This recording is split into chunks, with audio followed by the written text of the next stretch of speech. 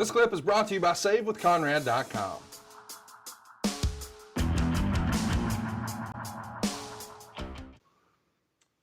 Late to the Nitro Party writes in your opinion, who is the best wheelman in wrestling?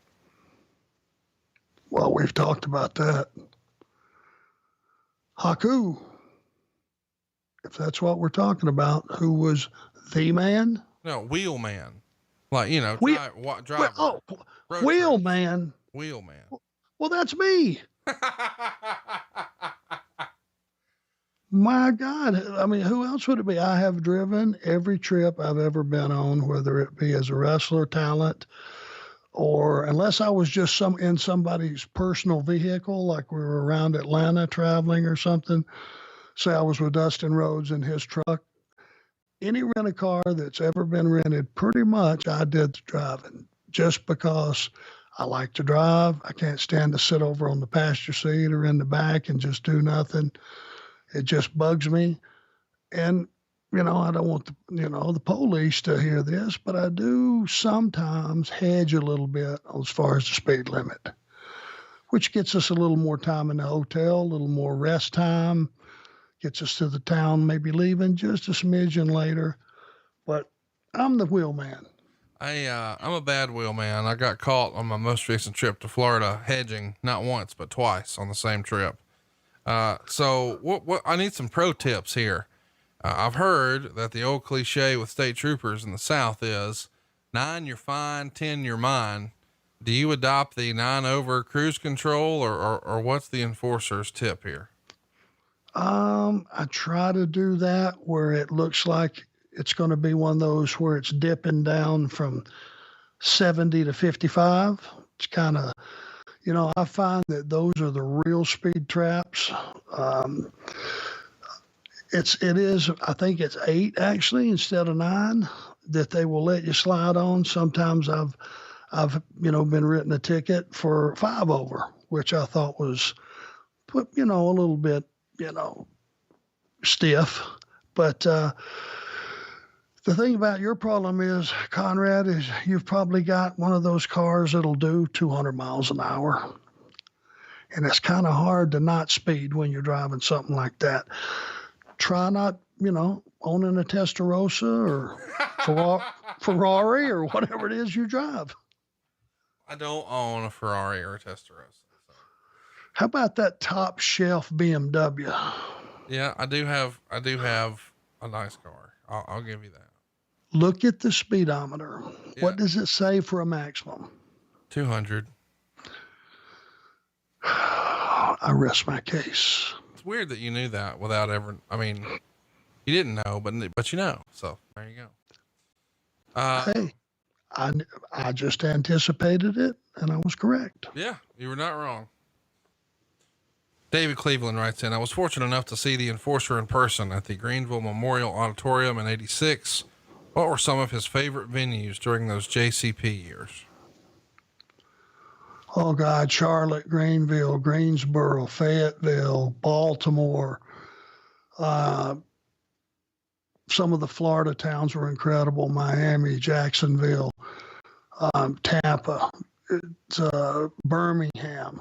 There were Knoxville, Tennessee. There were so many great venues, that they just love wrestling. And I would say the Southeast as a whole, but you go up as far as Philadelphia and Baltimore and those towns, man, they were red hot too. No doubt about it. It's a different business. Jay wants to know who had the gimmick first, Barbarian or the Road Warriors?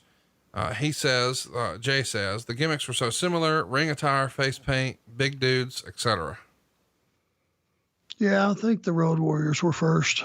I think Barb came after that.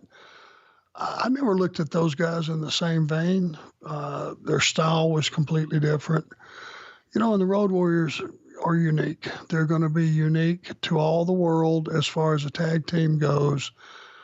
When you pull up the time capsule and look back at every team there ever was, they're going to stand out and be unique. And Barb, who was a monster and did use the face paint and all, was, his style was totally different. And I just think they're recognized totally separately. I don't think anybody will group them in the same group.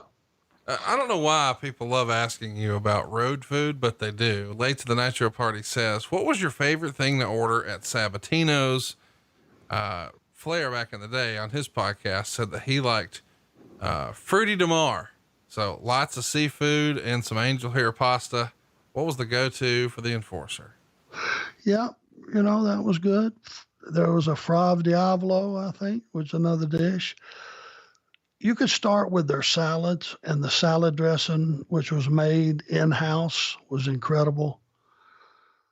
The bread, the garlic bread, was big cloves of garlic. Our breath had to stink so bad during the 80s. Oh my God. Thank God we all ate it, or we wouldn't have been able to stay around each other. And I'm talking about the garlic. Clams Casino. God, I could eat 5 orders of those. They were all phenomenal. A lot of times we would just cut it off there and not get the main dish because you'd be so full after having that stuff that you just, you'd end up taking your entree back, and it would sit there during the night while you're sleeping. You wake up and you had a beautiful dish sitting there, but it was ice cold. So anything you got was phenomenal, but that was my choice. Paul Diamond writes, we've heard Arn talk about his favorites from Whataburger and Waffle House, but what's the Enforcer's favorite meal that his wife makes? I don't think we've put Aaron's cooking over enough here on the show. What's Double A's go-to? Well, it's going to take 2 hours for me to cover all this. There's no one dish.